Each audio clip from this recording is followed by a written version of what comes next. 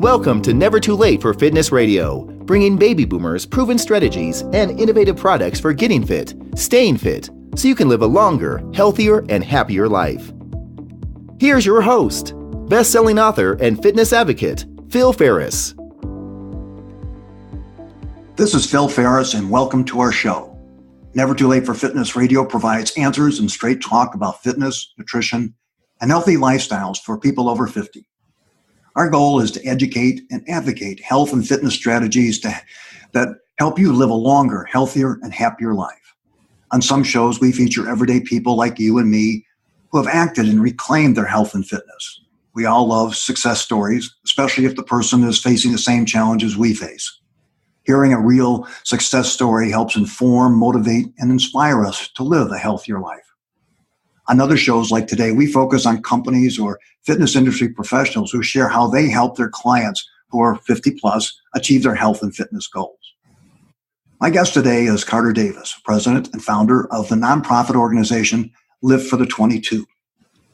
In recognition of the staggering statistic that 22 veterans commit suicide daily, Live for the 22 promotes fitness as a solution to help veterans feel better physically and mentally as they transition to civilian life.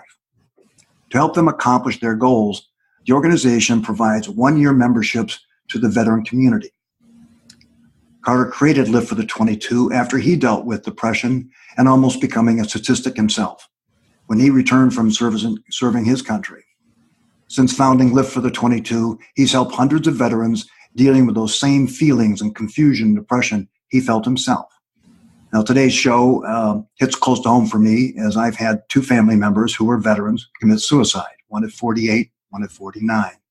So I don't know if Live for the 22 would have prevented those, but I do know that what Live for the 22 is doing will help preventing many, many, many veterans from committing suicide. So Carter, thank you so much for being on the show today. Absolutely. Thank you, Phil, for having me. I look forward to chatting with you. Good. Now, can you tell us a little bit more about Live for the 22 and the people that you're helping? Sure, Phil. So Lift for the 22 we're a national nonprofit organization. And what we do is, instead of focusing on getting donations from the community, we focused our energy on getting donations from the gyms. And we have accumulated 234 fitness facilities to date that donate gym memberships for us every year to give away to local veterans. And those can be veterans from, the new era, or it can be veterans from Vietnam era, World War II era. Our oldest veteran is actually 86 years old and works out in Fort Walton Beach, Florida. So we serve all veterans of all eras with these gym memberships. And our goal is to increase the health and wellness of the veteran community. We want to be able to strike a change for the veteran community, get them back into health and fitness, and we feel at the same time we can reduce the burden on the VA system. Well, now the Live for the 22 had its origin in your personal transitioning out of the military. How did your experience lead you to founding Live for the 22?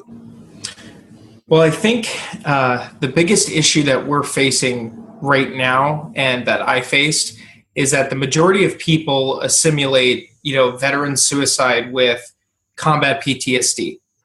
And what we found in the statistics is that only 30% of veterans that commit suicide ever saw combat. I was a non-combat veteran. I separated from service and did not have a support network that was adequate to help guide me in that transition.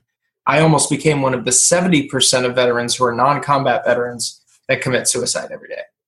So what we really want to be able, to affect is showing people that through my story of using the gym to build my life back up and build my mindset on achieving goals and going out there and not taking no for an answer, and really striving for the next step in your life, that is what the gym did for me. And I wanted to be able to share that with the veteran community.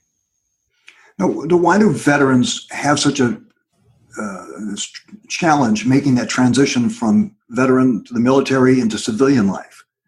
I think it's because the tribe. We lose our tribe in the military, and then we move back home to our hometown, and you haven't been in touch with a lot of people from your hometown in years at that point. So everyone's kind of got their own life now, and you're kind of coming back into it. So You have to reestablish who you are. I like to tell people it's two things. The military told you what to do in the military every single day. So the question that veterans face is, what do I do now? And the military also establishes a self-identity in that lifestyle. And then you get out of the service and who am I now? So when you face those two big predicaments all at once, we find that it becomes very, very difficult for the veteran to transition effectively if they can't make that jump with a positive mindset. And that's what the gym provides. The gym provides an outlet when these veterans need it. It provides a peer-to-peer support network where we could utilize fitness facilities around every city in the country to be our return points for these veterans coming back to their hometowns and getting them off the bar, getting veterans out of the bar and into the gym. Okay. Now, I also saw a recent statistic that was kind of startling to me, was the fact that 65% of veteran suicides are men over the age of 50. True. And again, you mentioned that, the early transition, then you have the older. Yeah. What makes the 50-plus male such a prime target for suicide? And why it's your second major transition. So your first major transition was getting through the military transition, and now your second transition is going through starting to see the health problems start piling up, starting to see, am I prepared to retire? Maybe losing a wife to cancer, or, going through just health problems of your own that make you feel like your life is becoming out of your own control. That's a huge piece of the military, is that we control situations. We control our environments. We are very good at being able to be one step ahead of everybody else. But when something finally makes that step ahead of us, we start to become very stressed out, very frustrated in that process. And I believe that is probably the biggest reason why. I think the second reason why is because when they came back from, the Vietnam War, maybe Desert Storm, if they were, had already done 18 years, 20 years, those guys did not come back to a support network that was ready for that. They really didn't. And so what we're trying to provide is that targeted demographic and opportunity to get into a program when they get shunned away so often from other nonprofits. Most nonprofits nowadays focus on a disabled, wounded, returning veteran. And the older generation was totally misrepresented and forgotten about. And organizations like the Legion and the VFW and the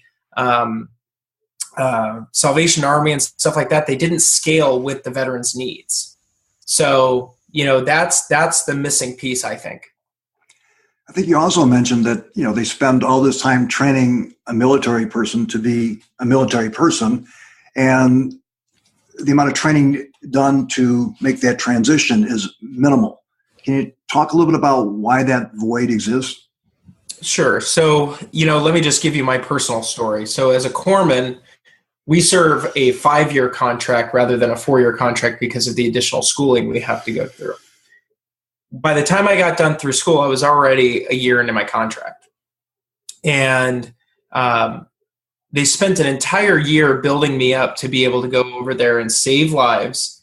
When someone gets hit or injured, the brain turns off and the hands turn on.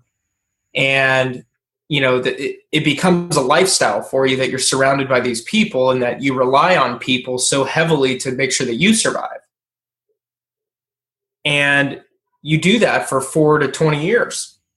And then you get out of that environment and you come back here, and the process out is a 4 to 5 day PowerPoint presentation with a VA caseworker that comes in on our lunch break to give a very in-depth PowerPoint in a very short amount of time about your benefits and the scheduling requirements on how you have to get your benefits in a timely manner. And, you have this much time to use them, and, use the USA Jobs website that's convoluted and difficult to get through your resume process. And, it's just all of this crap thrown at you in 5 days.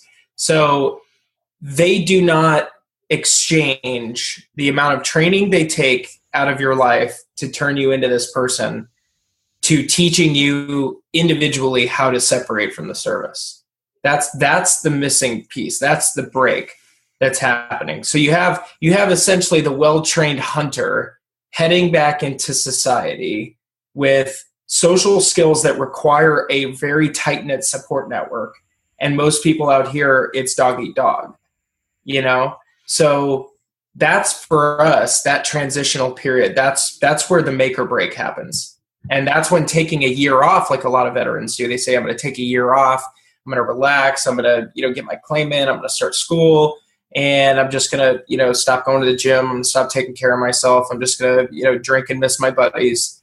That's the period where we need to intercept that mindset. And we need to say, no, get back into the gym. Here's a group of guys that are like currently out here working hard, have job opportunities available for you. Know who to talk to at the VA to get your claim done. Know who to talk to at the college to get your GI Bill started. That's the way you fix that problem. Okay. And you chose the gym because of the physical rigor that's involved, or because of what are the components that made you choose fitness as the I guess the starting point of this transition? Because fitness is the one piece that we can transition from military life to civilian life. One, there's a gym in every city in the country, which means that veterans in that city can get access to the program in a pre-built facility that we do not have to build. It's already there. It already exists for us. All we have to do is obtain some memberships from them in order to serve the community. The gym is a place of positivity. It's a place of goal achieving. It's a place of mindset change. It's a place of body change and self-confidence and belief in yourself again. But geographically, at the end of the day, that's the winner. It is everywhere. It's the one thing that we could call in every city in the country to get them to work with us. So we can provide mass output to that veteran community. The goal is when you step out of your boots, the gym is there. The gym is right there for you. Wherever you move home to, we can take care of you.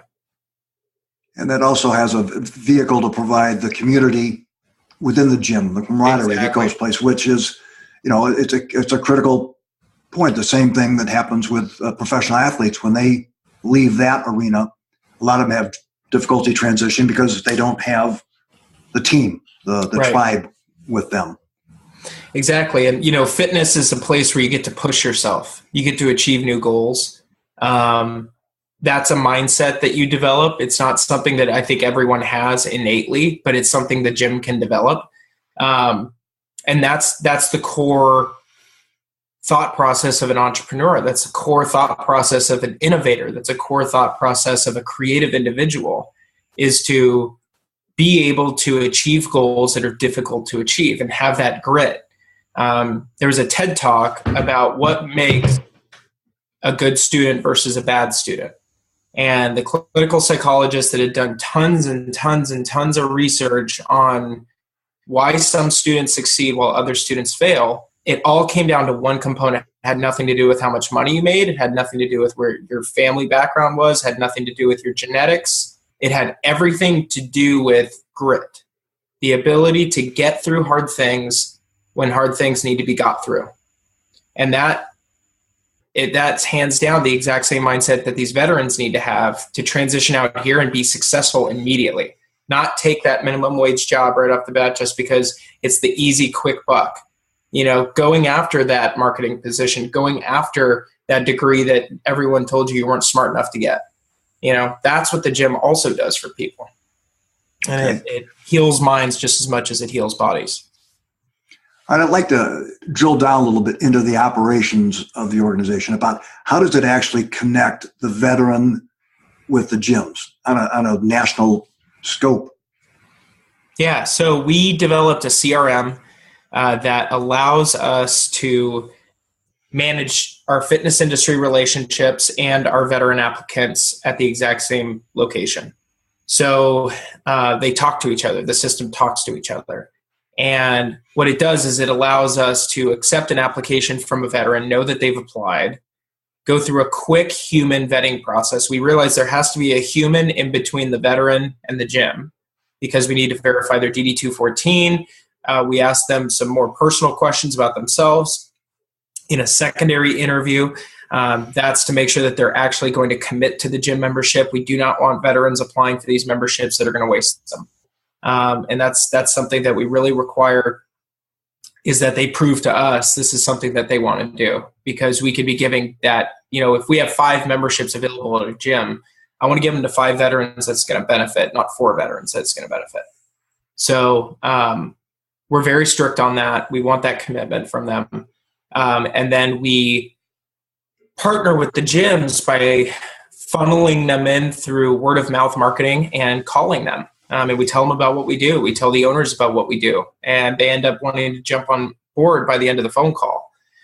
So that's been something that's been really exciting for us, is seeing how the fitness industry wants to make an impact on this issue.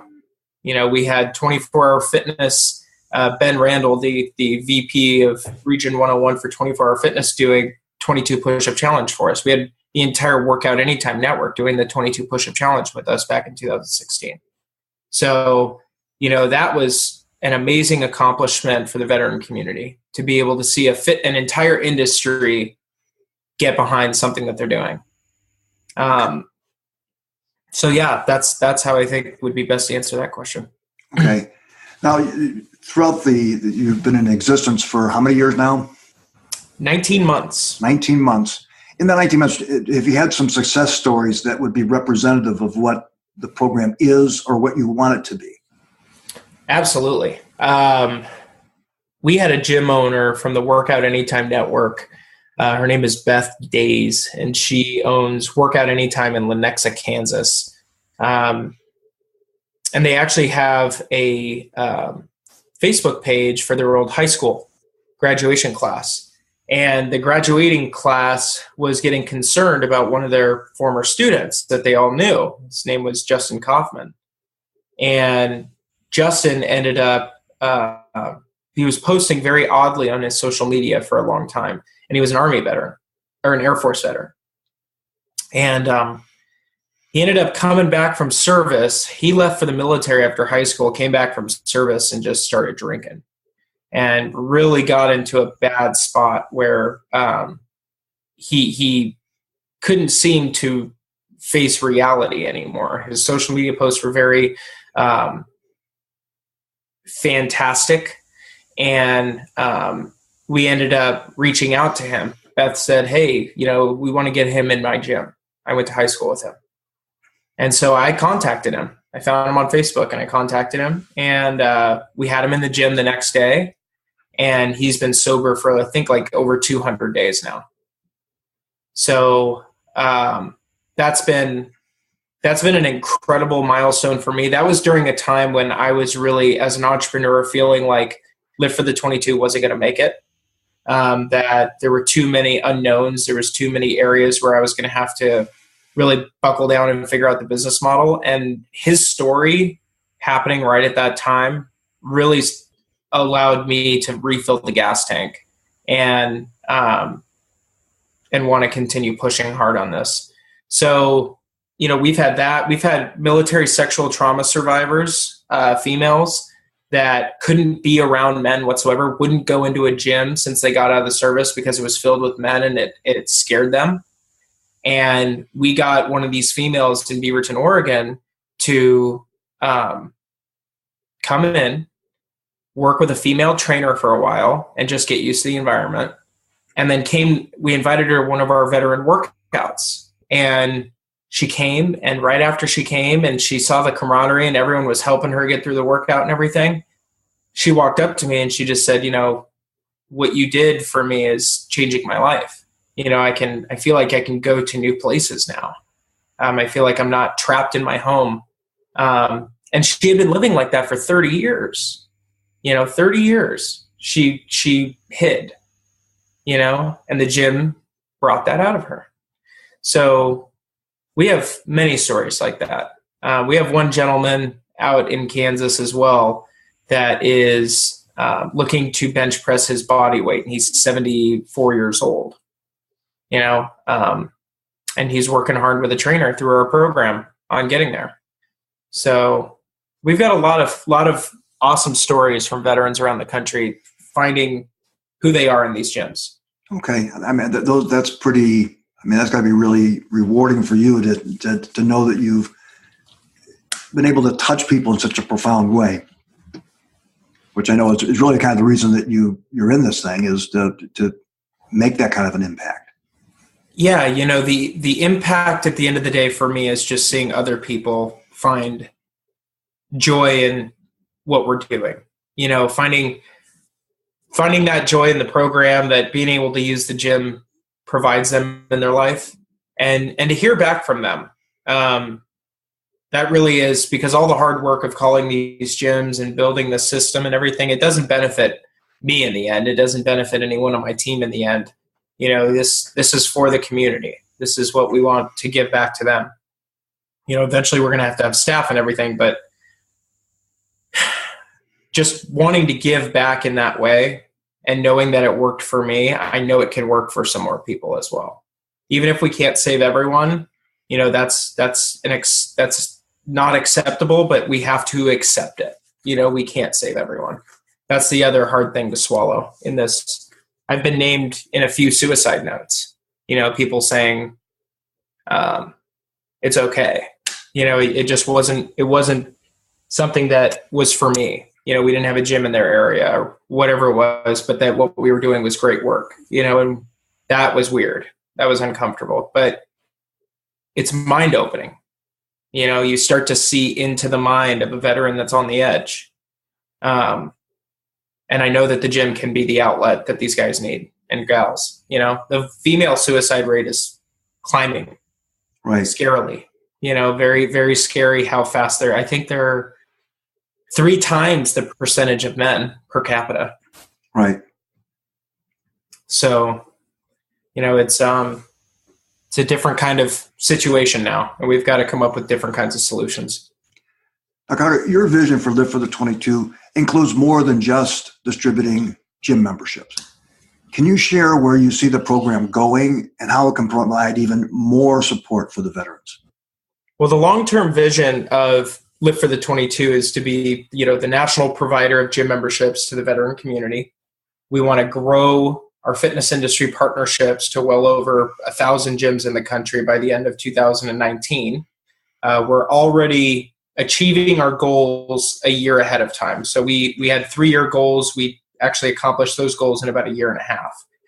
And so what we're trying to do now is just continue bounding forward with adding more gyms to the network. And when we add more gyms to our network, we add more gym memberships to our ability for output. So long term, the aftercare program is going to become a partnership kind of aftercare program between us and other partnered organizations.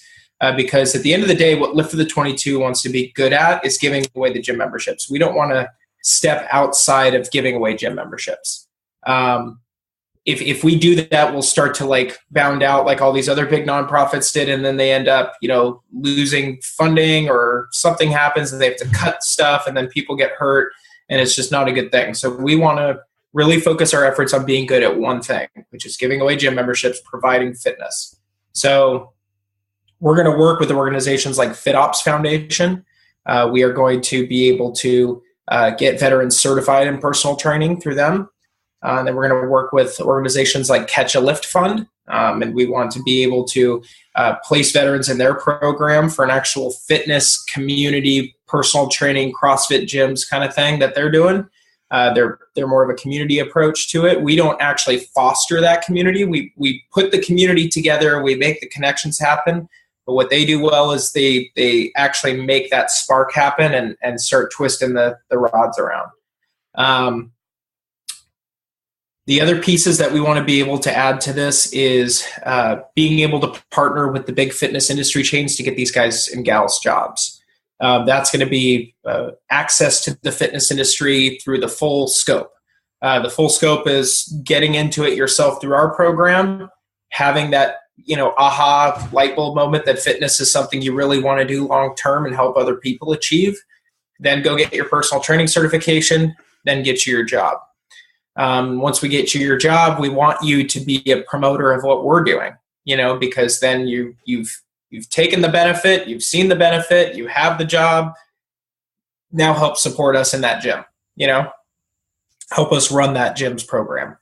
That's kind of what the goal of the organization long-term timeline is. Okay. We want to be able to help hundreds of thousands of veterans get access to this program every year, not just, over the course of its lifetime. We have 240,000 veterans that separate from the service every year, so that's a big market that we need to be able to tap into. So we need to be able to have as many gyms in the country on this program as humanly possible to be able to do this.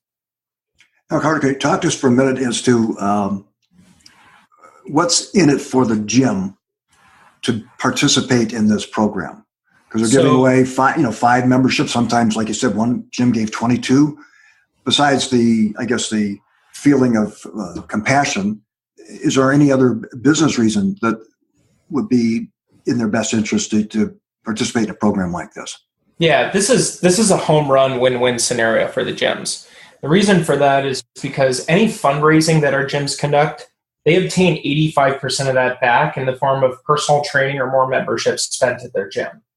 So, if they donated 10 memberships and they do a fundraiser for us and we still have 8 memberships left, the next 3 veterans that apply to their gym, I'm not going to use the donated memberships. I'm going to spend money in your gym that you've already raised for us.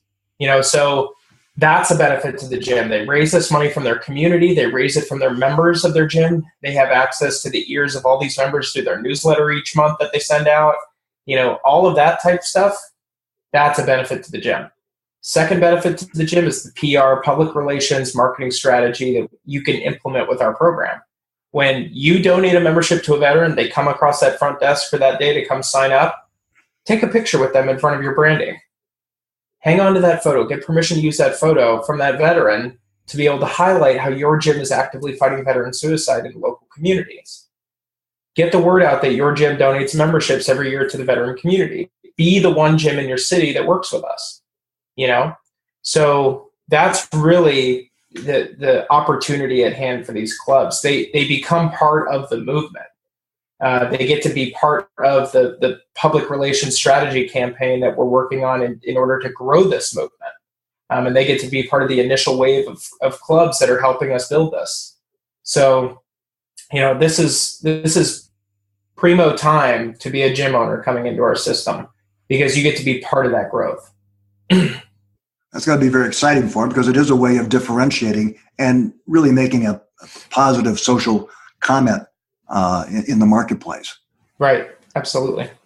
Now, the Live for 22 started as a social experiment and has evolved into an operation that's going to be helping thousands of veterans make a successful transition to civilian life while preventing needless suicides.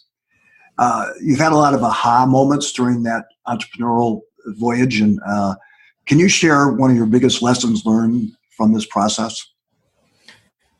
It's not, I wanted to at first say, be careful who you trust, because I feel like every decision you make needs to be strategically made. That's the biggest thing that I've taken away. Everything has to have strategy behind it. If you make an entrepreneurial experience solely based off of the emotion of that decision, it will, if it fails, it will blow up in your face in a way that you just don't want to have to deal with. So making every decision strategically keeps you from making bad decisions.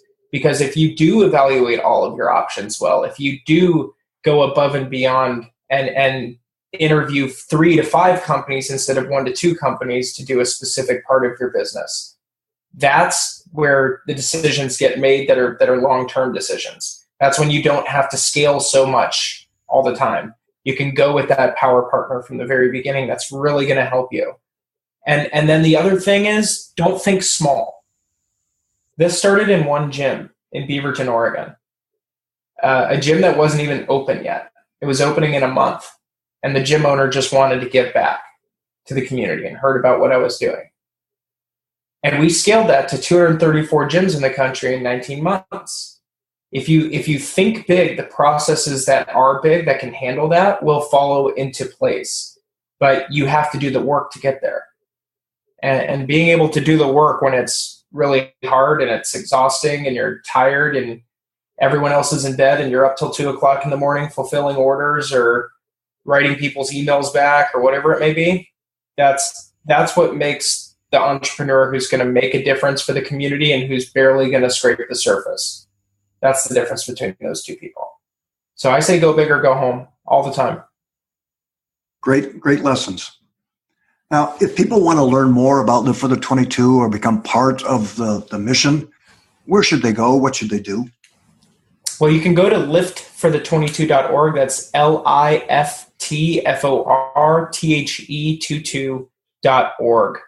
We have a funneled website system that allows you to purchase a t-shirt on the website, become a donor on the website, join the mission on the website, become a supporter and print off a document that you can take into a local gym for us on the website. So everything is on there. But if you want to learn about our messaging, because what Live for the 22 is doing is we're telling a long-term story of the growth of an organization and a mission and a movement. And we've been telling our story very well since the very beginning, but the only place that we can tell it every single day is on Facebook. So please go to our Facebook page, like our Facebook, share it with all of your veteran friends and family, and let's get the word out about how we're growing this amazing fitness movement for the veteran community around the country.